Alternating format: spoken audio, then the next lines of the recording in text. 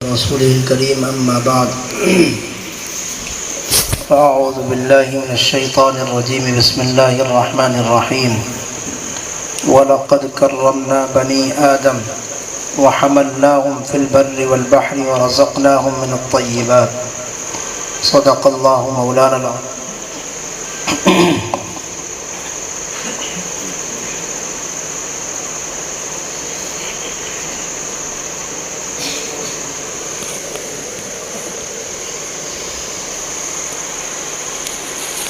آج کے اس ترقی یافتہ دور میں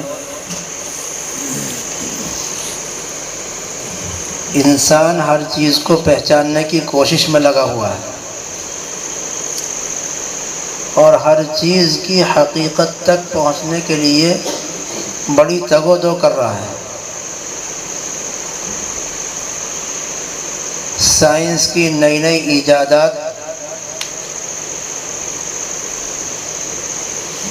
اور سائنس کے اس ترقی یافتہ دور میں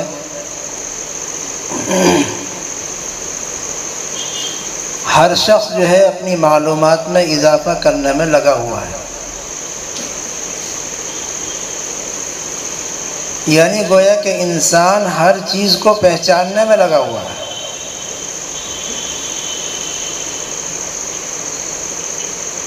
لیکن عجیب و غریب بات ہے کہ جو مقام انسانیت ہے، یعنی خود اپنے آپ کو پہچاننے میں لگا ہوا نہیں ہے۔ اللہ تعالیٰ نے جو مخلوقات پیدا کی ہیں اور ان مخلوقات سے کس طریقے سے فائدہ اٹھانا ہے، تو انسان کی ساری محنتیں اسی پر لگ رہی ہیں۔ اور اللہ تعالیٰ نے ہمیں جس مقصد کے لیے پیدا کیا ہے،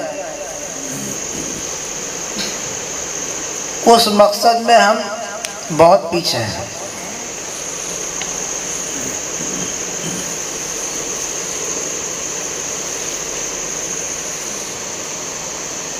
اور اللہ تبارک و تعالیٰ کی ذات سے اپنا تعلق مضبوط قائم کرنے کے سلسلے میں ہم بہت پیچھے ہیں۔ عبادات کی حقیقت تک پہنچنے میں ہم لوگ بہت پیچھے ہیں۔ عبادات کے اندر کمال کیسے پیدا ہو، اس پر ہماری تحقیقات نہیں لگ رہی ہیں، ان میں ہم بہت پیچھے ہیں، حالانکہ یہ ہمارے مقاصد میں داخل ہے۔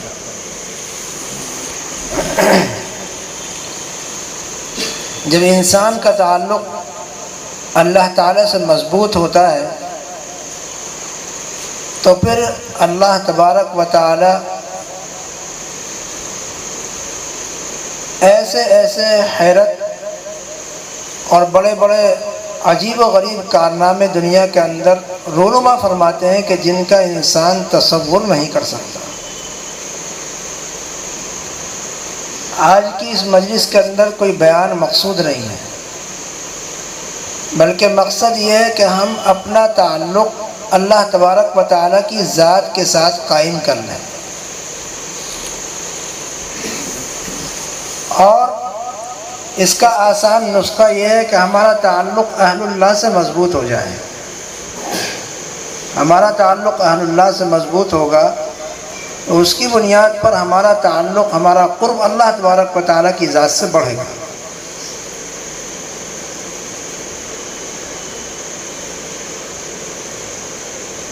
بہت سے واقعات ہیں دنیا کے اندر اس طریقے کے جن کو عقل جو ہے ان کی تصدیق کرنے سے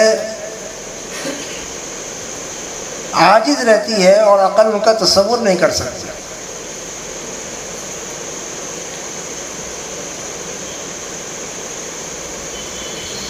میں نے آسام کے زمانے میں بہت سے واقعات ایسے خود دیکھے۔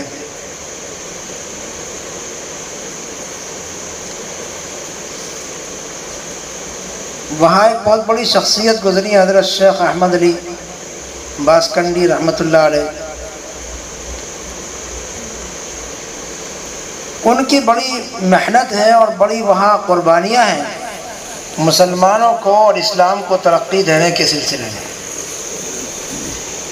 اور انہوں نے خانقاہوں کا، مجالس کا، مدارس کا عجیب و غریب جال بچھایا ہے پورے آسام کے اندر۔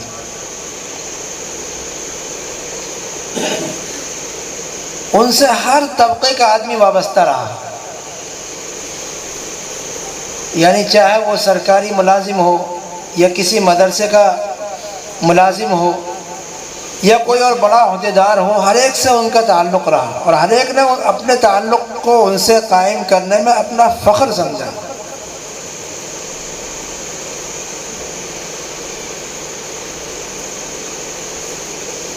وہاں جب پہلی مرتبہ میں رمضان میں گیا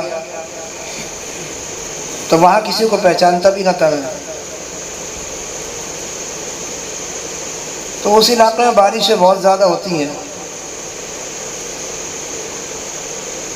تو رمضان المبارک کی بات ہے، وہاں گوہاٹی ہائی کورٹ کے ایک وکیل ہیں،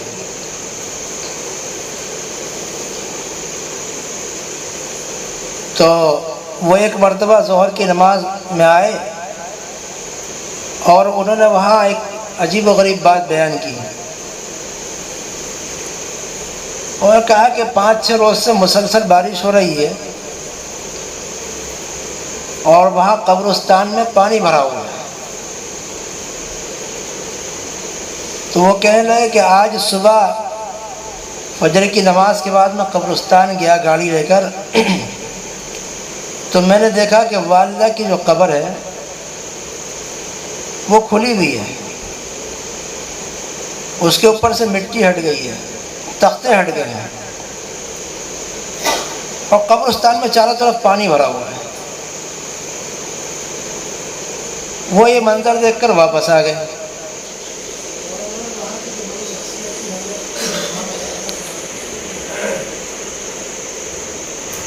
ان سے اس کے بارے میں مسئلہ معلوم کیا کہ اب مجھے کیا کرنا چاہیے، تو انہوں نے کہا کہ بھئی میں تو مفتی نہیں ہوں، البتہ جو تراویح پڑھا رہے ہیں وہ مفتی صاحب ہیں، میرے بارے میں کہا، تو تم ان کو قبرستان اپنے ساتھ لے کر جاؤ اور یہ وہاں کی صورتحال دیکھ کر جو مسئلہ بتائیں اس پر عمل کر لو۔ تو وہ ظہر کی نماز کے بعد مجھے اپنے ساتھ میں لے کر گئے، وہ قبرستان میں پہنچے تو اچھا خاصا پانی بھرا ہوا ہے، بارش کئی روز سے مسلسل ہوئی تھی، اسی دن رکی تھی وہ۔ تو اب وہاں جا کر دیکھا کہ قبر کے قریب میں چاروں طرف تو پانی بھرا ہوا ہے، لیکن قبر کے اندر پانی نہیں ہے، اور مٹی جو ہے وہ قبر کے اوپر سے اس طرح گری ہے کہ لاش کے اوپر مٹی نہیں ہے، وہ سائیڈ میں گری ہے، اور کفن اور لاش بالکل صحیح سالم محفوظ ہے۔ تو میں نے ان سے پوچھا کہ بھئی ان کا انتقال کب ہوا تھا؟ تو انہوں نے بتایا کہ آج 7 مہینے ہو چکے ہیں۔ تو 7 مہینے کے بعد ان کی قبر کھلی۔ تو انہوں نے مجھ سے کہا کہ میں ان کی لاش کو دوسری جگہ منتقل کر دوں، میں نے کہا نہیں کر سکتے، قبر کے اندر پانی نہیں ہے، کچھ بھی نہیں ہے، نہیں کر سکتے۔ تو کہا کہ کفن ہٹا دوں، میں نے کہا وہ بھی نہیں کر سکتے۔ انہوں نے کہا پکڑ کے دیکھ لوں، میں نے کہا یہ کر سکتے ہو۔ تو انہوں نے خوب اچھی طرح سے ان کی لاش کو پکڑ کے دیکھا چاروں طرف سے، تو لاش بالکل ایسا تھا جیسے آج ہی دفن کی ہو۔ 7 مہینے کے بعد قبر کھلی، لیکن 7 مہینے کے باوجود بھی کفن بھی بالکل چمک رہا ہے، ذرہ برابر کفن کہیں سے پھٹا ہوا نہیں ہے، کہیں سے گلا ہوا نہیں ہے، کہیں کوئی نشان نہیں ہے۔ یہ واقعہ میں خود اپنی آنکھوں کا دیکھا ہوا بیان کر رہا ہوں۔ تو ان کے ایک بیٹے ہیں، وہ لندن کے اندر ڈاکٹر ہیں بڑے،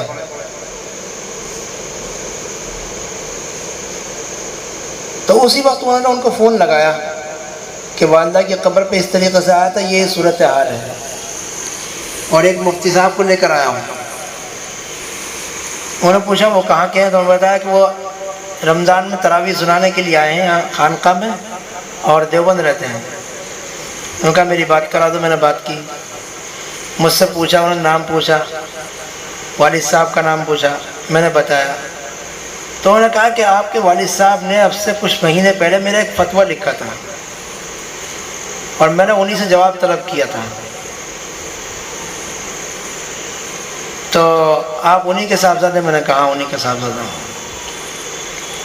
تو خیر بڑی لمبی چوڑی ان سے گفتگو ہوئی۔ میں نے پوچھا کہ بھئی یہ آپ کی والدہ جو ہیں یہ کرتی کیا تھی؟ انہوں نے بتایا کہ سلچر کے ایک کالج کے اندر یہ ٹیچر تھی، اور ان کے والد صاحب بھی اسی میں ٹیچر تھے۔ تو ان کا ابتدائی جو زمانہ تھا وہ بڑا ماڈرن زمانہ، لیکن بعد میں چل کر وہ حضرت شیخ احمد علی رحمۃ اللہ علیہ سے بیعت ہو گئی تھی وہ خاتون، اور بیعت ہونے کے بعد پھر انہوں نے پردے کا بڑا اہتمام کیا، اور قرآن کریم پڑھنا سیکھا اس زمانے کے اندر۔ بس کہا ان کا یہ کام تھا، اور تو کوئی خاص کام نہیں تھا۔ تو ابھی پچھلے ہفتے ہی کی بات ہے، یعنی آج جمعرات ہے، یہ جو جمعہ گزرا اس جمعے کی، میں مسجد میں بیٹھا ہوا تھا، ابھی ایک صاحب آئے مجھ سے کہنے لگے بھی ایک مسئلہ ہے اس کے لیے دعا کر دو۔ میں نے کہا بھائی چلو ایک بزرگ ہے ان سے دعا کرواتا ہوں۔ تو میں نے وہی گوہاٹی ہائی کورٹ کے جو وکیل تھے جو ان کی والدہ تھیں، وہ میں نے ان کو فون لگایا، باشر آدمی ہے بہت بہترین، میں نے ان کو فون لگایا، وہ کہنے لگے میں سفر میں ہوں اس وقت بات چیت نہیں ہو پائے گی۔ تو میں نے کہا چلو ان کے ایک چھوٹے بھائی ہیں وہ لندن میں ڈاکٹر ہیں، ان کو فون لگاتے ہیں۔ ان کو فون لگایا، انہوں نے اٹھایا نہیں، 2-3 منٹ کے بعد ان کا فون آیا، انہوں نے مجھ سے کہا کہ ابھی لندن میں فجر کی اذان میں 1 گھنٹہ باقی ہے، لندن میں فجر کی اذان میں 1 گھنٹہ باقی ہے۔ تو میں نے دیکھا کہ مجھ سے آپ فون کر رہے ہیں، تو اس لیے میں نے دوبارہ کال کیا آپ کو۔ میں نے کہا آپ کیا کر رہے تھے؟ کہ وہ نماز، تہجد کی نماز کی تیاری میں لگا ہوا تھا۔ جس ہاسپٹل کے اندر وہ رہتے ہیں تقریباً 5000 بیڈوں کا ہاسپٹل ہے، 5000 بیڈ اس میں۔ آپ اندازہ لگائیں کہ ہم سے زیادہ ان کی مصروف زندگیاں ہیں، اتنا بڑا ڈاکٹر ہے وہ، اور اتنے اونچے عہدے پر ہے، مگر وہ شخص تہجد کی نماز کا پابند ہے، اور فجر کی اذان سے 1 گھنٹہ پہلے فون کیا جا رہا تو اٹھا بھی رہے ہیں۔ ہم اپنے حالات کا جائزہ لیں، اگر ہم عام سے عام آدمی کو بھی فجر کی نماز کے وقت میں فون کریں گے تو شاید کوئی مشکل سے اٹھائے گا، بلکہ فجر کی نماز کے بعد اشراق کے وقت بھی فون کریں گے تو ہو سکتا ہے کہ وہ اس وقت بھی اٹھا نہ پائے، وہ جواب یہ دے گا کہ اس وقت میں سو رہا تھا، آرام کر رہا تھا۔ تو ہمیں اپنے حالات کا جائزہ لینا چاہیے۔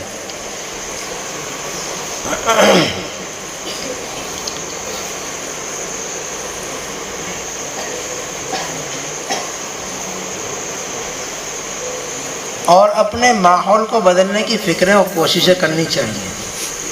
یہ اتنا اونچا مقام اللہ تعالیٰ نے کیسے بنا دیا؟ ایک بزرگ سے تعلق کی بنیاد پر، کہ بیٹا بھی تہجد گزار ہے، دوسرے بیٹے بھی باشرہ ہیں، اور ماں کی کیفیت دیکھ آپ نے سنی لی کہ 7 مہینے کے بعد بھی لاش پہ کوئی ذرہ برابر فرق نہیں پڑا ہے۔ تو ہمیں اپنا تعلق اللہ تعالیٰ سے مضبوط کرنا چاہیے، عبادات کی طرف ہمیں متوجہ ہونا چاہیے، اور اپنی زندگی کے اندر تبدیلی لانے کی فکریں اور کوششیں کرنی چاہیے، ورنہ جو کچھ ہم کر رہے ہیں اور جس راہ پر ہم جا رہے ہیں یہ بڑی خطرناک صورتحال ہے۔ اور آج کل کے حالات کے اعتبار سے ہم مسلمان انتہائی ذلت کے اندر مبتلا ہیں. اور کیوں ہے؟ خود اپنے بدعمالی اور اپنی بداخلاقی کی بنیاد پر. ہماری بدعمالی اور بداخلاقیاں بہت زیادہ، ان کی بنیاد پر. اگر ہم اپنے اندر تھوڑا سا سدھار لانے کی فکر اور کوششیں کریں گے تو بہت اچھا ماحول بن سکتا ہے، اور بہت جلدی اپنے اندر، اپنے محلے کے اندر، اپنے گھر کے اندر تبدیلی آ سکتی ہے. تو اس کے لیے ہمیں فکر کرنی چاہیے، کوششیں کرنی چاہیے، اور اصلاحی مجلسوں کا قیام انہی مقاصد کے لیے ہوا کرتا ہے کہ ہم اپنا تعلق اللہ تعالی سے مضبوط کریں. تو ہمیں عبادات کی طرف بھی متوجہ ہونا چاہیے اور اخلاقیات کی طرف بھی متوجہ ہونا چاہیے. ہم ان دو چیزوں کے اندر بہت پیچھے ہیں، ہمارے اخلاق انتہائی گرے ہوئے ہیں، اور ہم عبادات کا حال تو خود ہی جانتے ہیں کہ ہم کیسے ہیں. عام طور سے اگر یہ کہا جائے کہ عمومی اعتبار سے غیر مسلموں کے اخلاق ہمارے سے بہتر ہیں تو یہ کوئی غلط نہیں ہوگا. عمومی اعتبار سے غیر مسلموں کے اخلاق ہمارے سے بہتر ہیں، اور وہ اپنے، ایسا نہیں کہ وہ بہت تجارت کے اندر بڑے ماہر ہیں اور یہ ہیں، وہ ایسا نہیں ہے. وہ اپنے خوش اخلاقی کی بنیاد پر آگے بڑھ رہے ہیں. خوش اخلاقی نے ان کو بہت آگے پہنچا دیا، اور ہمیں ہماری بد اخلاقی نے پیچھے کر دیا. تو اس طریقے کے واقعات، بہت سے واقعات ہیں. وہ انہی کا واقعہ ہے کہ جو صوبہ آسام کا جو کانگریس کا چیف منسٹر تھے ترنگ گوئی، وہ تو گزر گئے اب سے 2 سال پہلے. انہوں نے آ کر جو ہے وہاں مدرسے کے اندر خود اپنا واقعہ بیان کیا کہ میں اس عہدے پر جو پہنچا ہوں تو وہ انہی شیخ کی برکت سے پہنچا ہوں. اور اس نے کہا کہ میں تو ایک اسکول کا ماسٹر تھا، میں جب پہلی مرتبہ ملاقات کرنے کے لیے یہاں آیا، ان سے سب لوگ آیا کرتے ہیں، غیر مسلم بھی، ہر طرح کے لوگ آج بھی آتے ہیں. تو انہوں نے کہا کہ جب میری پہلی ملاقات ہوئی حضرت سے، تو حضرت نے مجھ سے کہا تھا کہ بھئی تم آئندہ جو الیکشن آ رہا ہے ایم ایل اے کا، اس میں الیکشن لڑ لو. تو وہ کہنے لگے کہ میں یہ سوچنے لگا کہ یہ تو ملا جی کی باتیں ہیں، وہ کبھی کبھی ایسے ہی کہہ دیتے ہیں، اور میں ایک اسکول کا ٹیچر ہوں، میں کہاں سے الیکشن لڑ لوں گا، نہ میرے پاس روپیہ ہے نہ پیسہ ہے. انہوں نے کہا جب الیکشن کا زمانہ قریب آیا تو ہمارے گھر کے خاندان کے لوگوں نے جو ہے زبردستی کر کے مجھے کھڑا کر دیا، اور اتفاق یہ ہے کہ اس الیکشن میں جیت بھی گیا. کہا اس جیتنے کے بعد میں پھر دوبارہ ان سے ملنے کے لیے گیا شیخ سے، کہ بھائی میں نے تو اس وقت ان کی باتوں کی طرف توجہ نہیں دی تھی، اور یہ سوچا تھا کہ بھائی یہ تو ملا جی کی باتیں ہیں، اور بے سوچے سمجھے اس طریقے کی باتیں لوگ کہہ دیتے ہیں. اور خاص طور سے لوگ جو ہے اگر دنیا دار ہوں اور دوسرے مسلک کے ہوں، دوسرے مذہب کے ہوں، تو وہ عام طور سے ہمارے علماء کی باتوں کی طرف توجہ بھی کم دیتے ہیں. تو اس نے کہا کہ میں جب دوبارہ ملنے کے لیے حضرت سے گیا اور میں نے جا کر حضرت سے بتایا، تو انہوں نے کہا کہ اب آئندہ جو الیکشن آئے گا اس میں ایم پی کا الیکشن میں کھڑا ہونا ہے آپ کو. دیکھو اس کے بعد میں ایم پی کے الیکشن میں کھڑا ہو گیا، تو اس میں بھی میں جیت گیا، اور پھر ہوتے ہوتے میں اس کا جو ہے پورے صوبہ آسام کا چیف منسٹر بن گیا. تو وہ ہر سال ان کی قبر کے اوپر آیا کرتے ہیں، حضرت شیخ کی قبر کے اوپر. تو اہل اللہ سے، اللہ والوں سے اگر کوئی غیر بھی تعلق مضبوط کر لیتا ہے تو اس کی دنیا بھی بن جاتی ہے، اور ہم تعلق مضبوط کریں گے تو ہماری دنیا اور آخرت دونوں بنیں گے. اس لیے ہمیں اپنے تعلقات کو مضبوط قائم کرنا چاہیے، اللہ تعالیٰ کی طرف متوجہ ہونا چاہیے. اللہ تعالیٰ ہمیں ان باتوں پر عمل کرنے کی توفیق عطا فرمائے.